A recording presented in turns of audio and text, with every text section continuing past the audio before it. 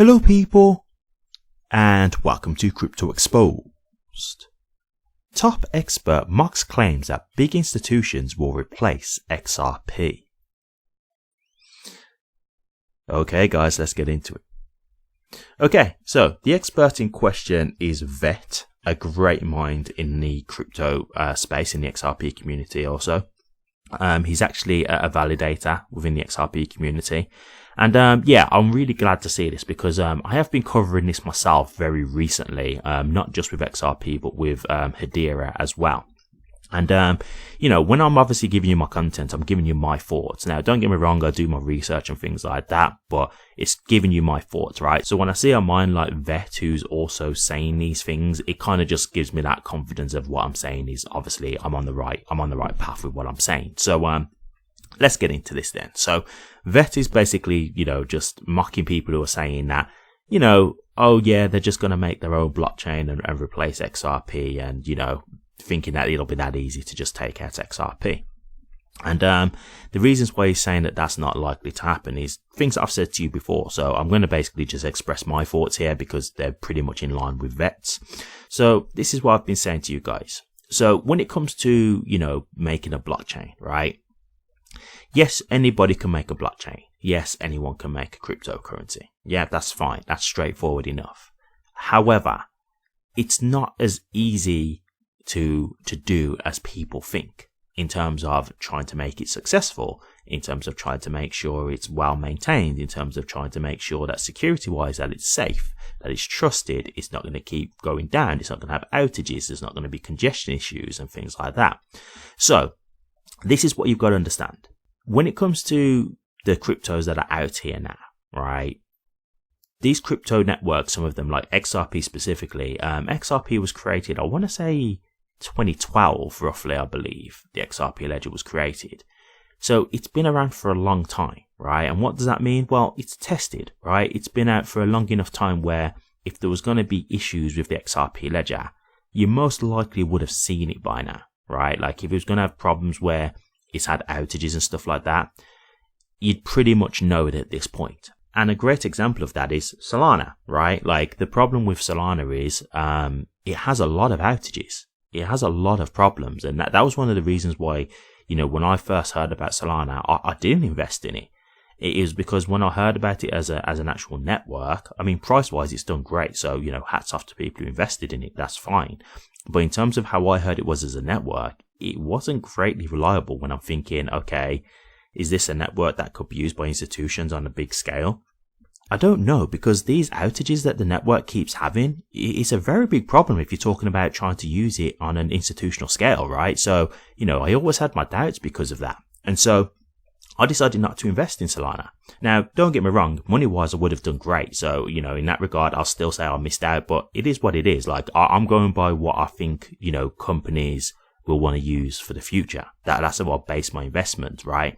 And so with XRP, I've never really heard of any kind of issues in terms of no, you know, bugs in the code, no outages, nothing like that. I've not really heard of any problems in that regard. So for me, I'm not really, you know, concerned with XRP as a network that it could just fail. You know, I accept that it could happen. Of course it could, but I'm very confident because it's been around for so long.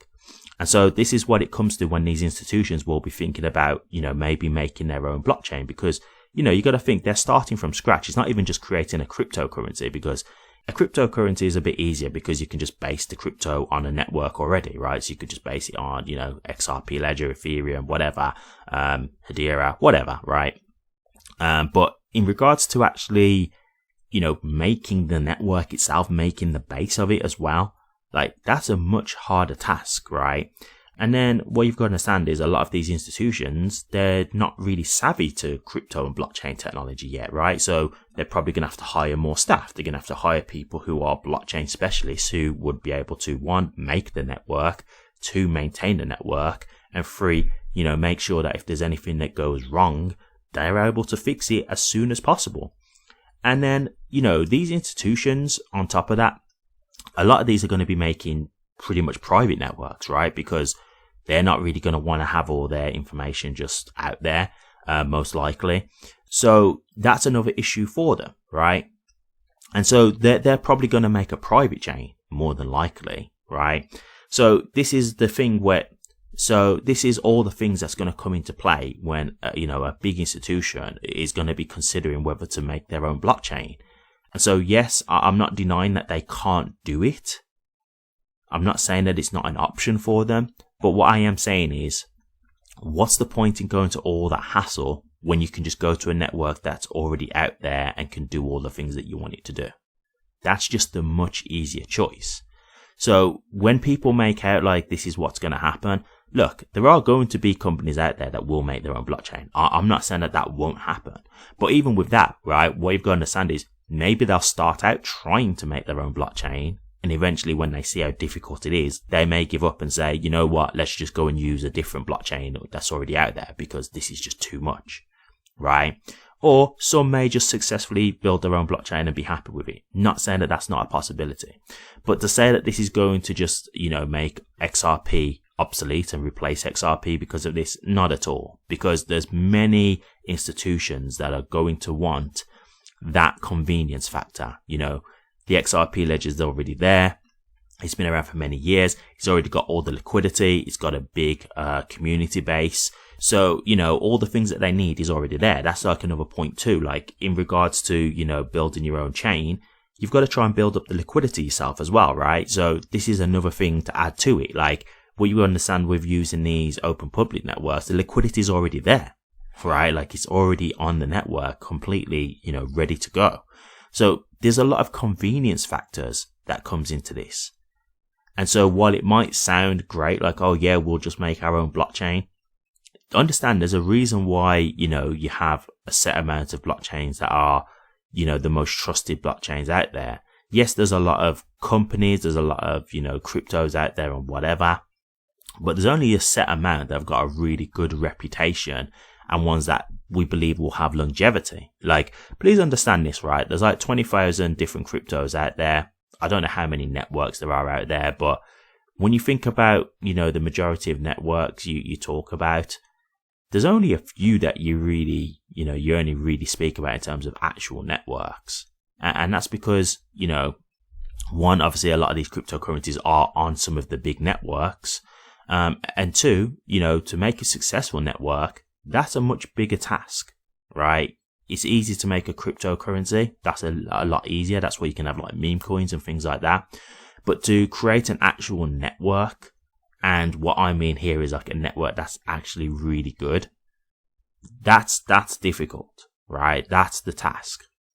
So yeah, for me, I just don't worry about this overall because I'm very much under the impression that this isn't something that all these institutions are going to want to do, right? It's like, for example, if you thought about like the internet in its early stages and people wanting to kind of try and build their own internet or their own email database, right? Like let's say that, you've got like Hotmail out there, you've got Gmail, but people are like, we're not going to use Gmail and Hotmail. We're just going to make our own email database and that's what we'll use.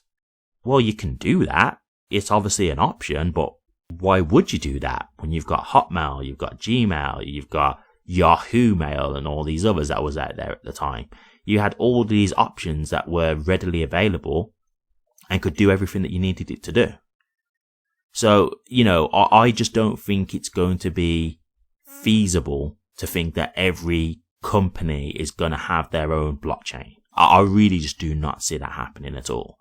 And this is the other thing. It's going to be very limited in terms of its, user base, right? Because you're not going to have, for example, JP Morgan using Bank of America's blockchain. Like, that's not going to happen, right? Because if you're talking on that scenario, they're all going to have their own blockchain.